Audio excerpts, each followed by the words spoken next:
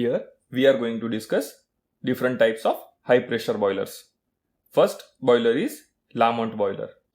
It is a forced circulation water tube high pressure boiler. Combustion of fuel takes place on the grate and flue gases travel in vertically upward direction. Air is blown by a blower. Before going to the furnace, air is preheated in air preheater with the help of flue gases. Feed pump supplies water from hot well to an economizer, where some of the heat of flue gases is supplied to the water. After that, water is collected in storage and separating drum. A circulating pump delivers water to the distributing header at a pressure of 2.5 bar above the drum pressure. Here, water is distributed to radiant evaporator, where it absorbs heat by radiation from the furnace. Very large quantity of water is circulated to prevent the overheating of water tubes. From radiant evaporator, steam water mixture passes through the convective evaporator, where it takes the heat of flue gases and it is finally collected in storage and separating drum. From here, saturated steam is taken out and superheated in the superheater. This superheated steam is supplied to steam turbine to produce mechanical work. LaMont boiler can generate a steam at a rate of 45 to 50 tons per hour at a pressure of about 120 bar and at a temperature of 500 degrees Celsius. But there are some limitations. First is formation and attachment of bubbles on the inner surface of heating tubes. This offers high thermal resistance, so heat transfer reduces and also the steam generation capacity of the boiler. Second limitation is salt and sediment deposition on the inner surface of heating tubes. This salt deposition leads to overheating of the tubes. Second is Benson boiler. The problem of formation and attachment of bubbles on the inner surface of the heating tubes is solved in Benson boiler. Mark Benson suggested that if the boiler pressure was raised to critical pressure, that is 221.2 bar, then steam and water would have the same density. In this condition, bubble formation can be eliminated. Air is blown by a blower and before supplying to the furnace, it is preheated in air preheater. Here, water to steam conversion takes place in a single continuous tube. There is no boiler drum, so it is also called one-screw boiler. Feed pump supplies water from hot well to economizer. The feed water from economizer flows into radiant evaporator and it is partly converted into steam. This steam water mixture then passes to convective evaporator and converted into saturated steam. Saturated steam from convective evaporator is superheated in superheater and supplied to steam turbine for producing mechanical work. Benson boilers have been built to generate the steam at a rate of 150 tons per hour at a pressure of about 500 bar at a temperature of 650 degrees Celsius. It has many advantages. There is no boiler drum, so total weight of the boiler is reduced by 20% as compared to other boilers, and it can be easily assembled at site within smaller floor area. Starting time of the Benson boiler is 10 to 15 minutes only, which is very quick. it has some limitations. Salt deposition takes place on the inner surface of evaporating tubes if distilled water is not used. Tubes get overheated because of salt deposition. So, evaporating tubes has to be cleaned to remove salt after every 4000 hours.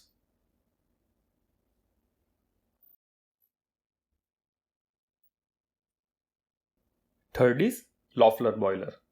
The major drawback of salt and sediment deposition on the inner surface of heating tubes is eliminated in Loeffler Boiler by preventing flow of water inside the boiler tube. It uses forced circulation of steam instead of water. Feed pump supplies water from hot well, and through the economizer it is collected in the evaporating drum located outside the boiler furnace.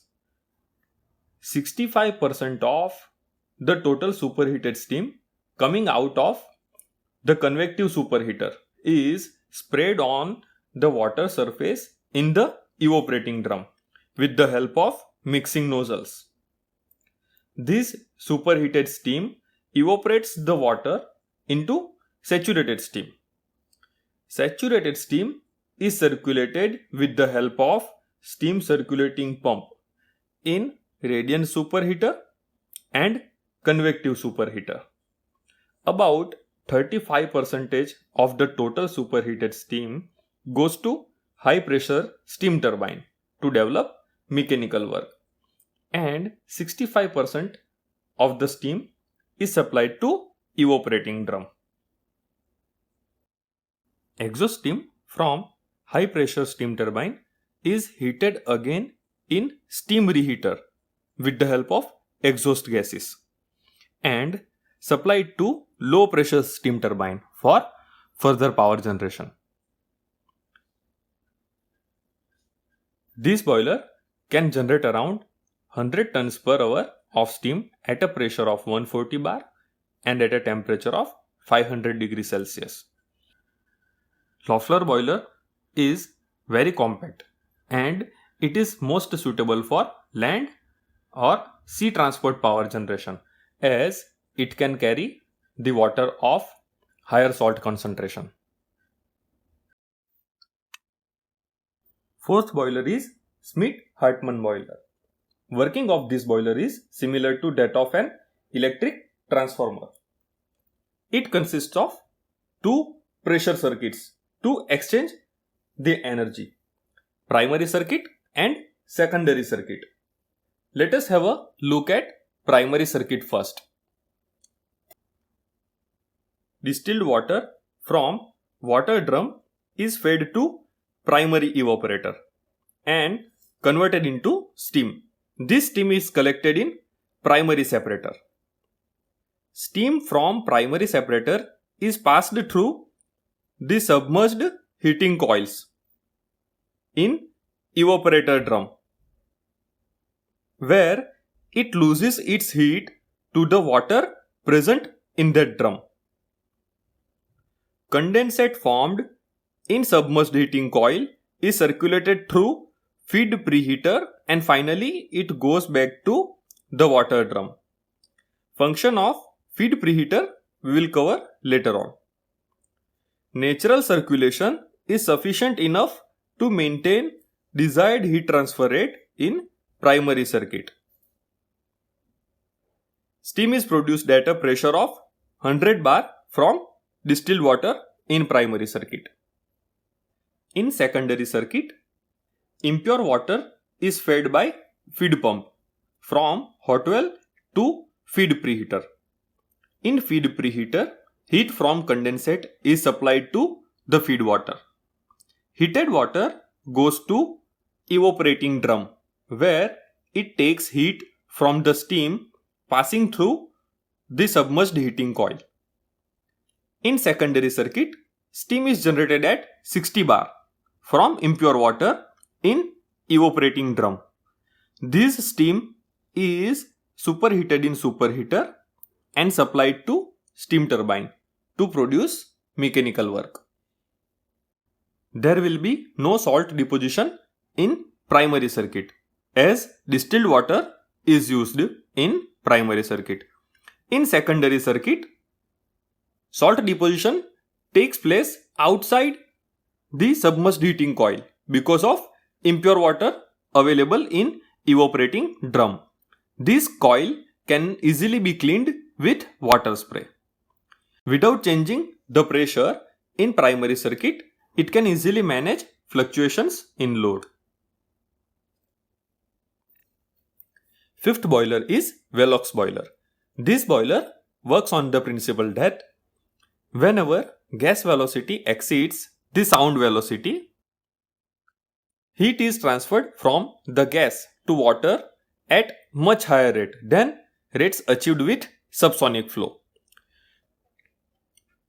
To get the high velocity of flue gases, pressurized combustion is used, and it is achieved by compressing the atmospheric air to 2.5 bar before it reaches to combustion chamber.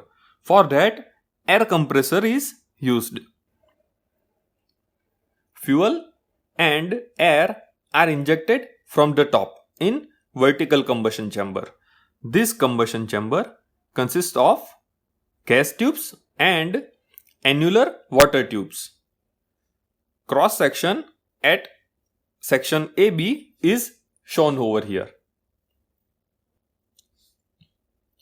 Water passes through the annulus between two tubes and hot flue gases flow through inside the tube at supersonic velocity. Heat transfer takes place from flue gases to water at very high rate, and steam water mixture generated in combustion chamber is collected in steam separator.